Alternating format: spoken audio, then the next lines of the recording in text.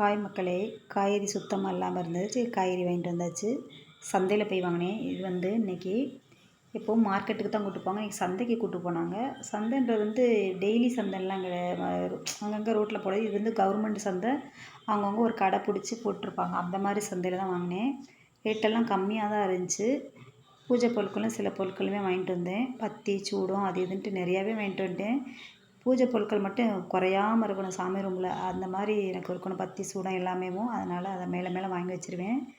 ஆம்பலா தீர்ந்து போச்சு, அதுவுமே வாங்கிட்டு வந்திருக்கேன். வீடியோ போடுறதுல விருப்பமே இல்லைங்க.